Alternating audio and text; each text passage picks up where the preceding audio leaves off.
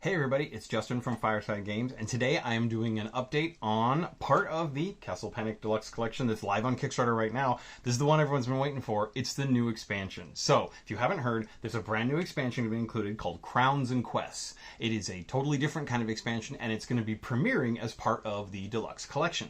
What that means is, this version is coming out first. It's going to be the fancy version with the plastic bits and all that stuff, but we are going to have a retail version coming out later. So if you're interested in it, but you don't really want all the plastic bits, don't worry. Next year, after the Kickstarter fulfills, we will put this out into regular retail. You can pick it up at your favorite local game store. But let's talk about what you're getting. Crowns and Quests is a little bit different than the other expansions. The previous expansions have been kind of a mix of, hey, here's some new monsters, and hey, here's some stuff for the castle. This is all new. Its name comes from the two big elements it comes with. The crowns, which are the characters you're going to play as, and the quests, which are things you have to do in order to survive the game. So, one of the biggest changes in the game is now, if you're familiar with Star Trek Panic or Dead Panic, we've kind of borrowed that system where when you're playing Crowns and Quests, the bag of monsters, when it's out, refills. So you're never done with the monsters. The only way to win Crowns and Quests is to complete the quests. See what we did there? So let's talk a little bit about how that's going to work now. One of the coolest things you're going to get are characters. So I will hold these up. You're going to get new character cards.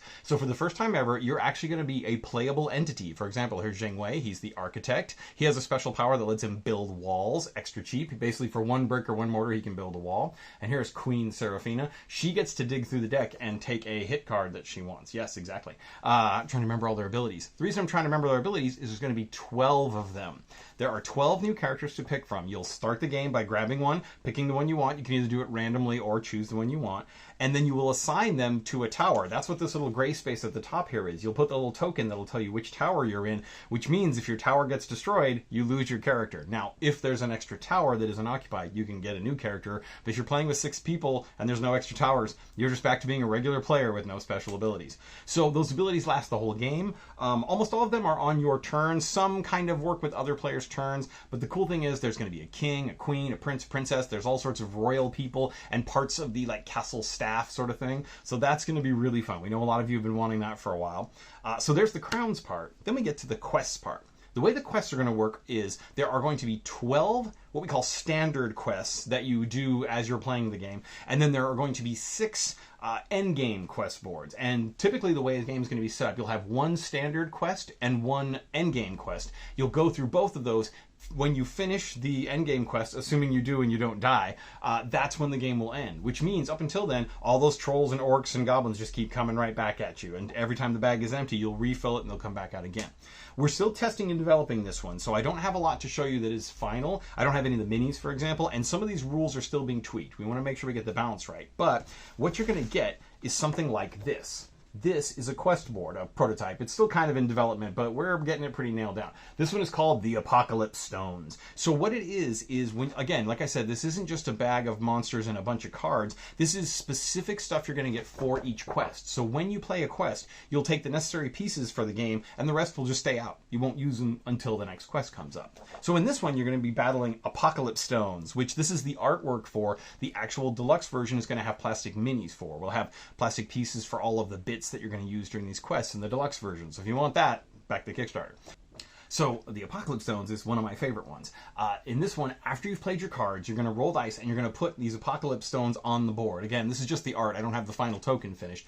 But you can attack these stones just like you would any other monster. They never move. They just sit there, but they will appear in different arcs around the castle. You have a couple of things to worry about. If they ever completely surround the castle, they're going to damage the castle in a special way. If you ever get them in a row, like one in the knight, one in the swordsman, one in the archer, they're going to damage part of your castle. And they just keep getting added more and more. Also, if you ever put all of them out, you'll take some damage. Now, when you destroy them, you'll flip them over. And again, this is just a cardboard mock-up. There will either be nothing, or there'll be art of a destroyed stone on the back, or there will be a special gem. If you can get the 3 special gems, you've completed the quest, crushed the stones from appearing, and you can move on to the next one. That's just one of the quests in the game. There's a whole bunch that are out there. One of the quests you're going to have is going to involve retrieving magical scrolls that will be out in the forest. You'll do this with a new character we call the Scout. It's going to be a little plastic mini in Deluxe. Deluxe. It'll be a cardboard token in Standard, and you'll move this person kind of the way you move the Cavalier in the Dark Titan. You'll move that little character out to do various errands for you throughout these quests, and if you can get them to find this scroll and bring it back to the castle, you'll get a special one-time use magical power by reading the scroll, which bursts into flames and does a bunch of damage. There's different scrolls for different colors with different effects and things like that, but that's another mission you might be going on. Then what's going to happen is, right now, like I said, the plan is you'll do one standard quest, then you'll do an endgame quest. Now they look a little bit different. They got this red trim on the edge and a darker thing. These are how you actually finish the game. So in this case, this is the caves. The idea being here, finish this one and you will trigger the end of the game. If you don't survive, game's over, you lose anyway. But in this one, the way it's going to work is this cave is where the monsters are coming from. You found the monsters' headquarters. There are 3 openings that the monsters are coming out of, which means when this comes into play, you now have to draw 3 monster tokens instead of 2. Every time you can destroy one of these openings, though, you can reduce that draw by 1, which means when you destroy all 3 openings, no new monsters come out on the board. Once you finish all the monsters that are currently on the board, you'll win the game as long as, again, you've survived and all your castles are standing. You destroy these caves by paying cards of a specific color recipe to destroy each one. So, for example, here we have to pay 3 red, 2 green, and 1 blue. If all together we can discard cards to this pile, we can make that happen. Now, these cards are out of play. You don't get to play a hit card and pay the fee to beat the cave. You have to do one or the other. So this is one that's going to take a lot of cards to beat. The good news is any color cards count as one of each, so that's important to remember. You're doing this, though, while the monsters are all still coming. So you're not just sitting back waiting. This is actually happening, and monsters are still coming at you closer and closer. Like I said, there's going to be 12 of these standard quests and then 6 of these endgame quests. Another one that's cool, I'll tease you a little bit, is there's an endgame quest where you literally will be teleporting the castle to safety. You will use the scout, sending them out to put out colored portals. I have a red one here and a blue one. These have to go in the colored arcs that they belong. So the red one has to go in the red, the blue has to go in the blue, and there's 6 of them. So there'd be 2 red, 2 blue, 2 green. If you can get them out and surround the castle with the appropriate colored portals, the castle will magically teleport away, winning the game and leaving the monsters wondering what happened. So this is the kind of thing that we're giving you now. These little mini adventures that are all packaged in their own unique scenarios kind of thing. And of course, you'll also be doing this with your character ability that gives you some kind of a sweet bonus during the game. So that's a quick peek. We're not going to go into too much detail because a lot of it is still being finalized and I want to show more art later. But if you're interested at all, back to the Kickstarter. We'll put the link down below if you want the deluxe version. If you just want the standard version, hang in there. We'll have that out at retail later. So we're really excited to bring this to you. We think it's a really neat take on our expansions. It's kind of a whole new twist.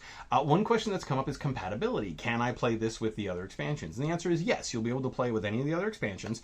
Also, even though it's got the new art style that we're premiering in the deluxe, you can still play with the old game if you want to. These pieces don't get mixed together. What I mean is there's no castle cards that you're going to have to shuffle into a deck where the back would give it away. You're not going to have that kind of problem.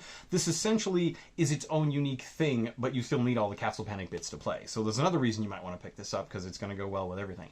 So that's the scoop on Crowns and Quests. Very excited to finally talk about it. I hope you all are as excited as we are. Can't wait to get it to the table. We'll have more videos and we'll do an official how to play once we've got it all nailed down. But as part of our Kickstarter, we wanted to give you the peek behind the scenes. So I hope you all have a great one. Happy gaming, and we will talk to you all later. Don't forget, like and subscribe and all that nonsense. Talk to you guys later. Bye-bye.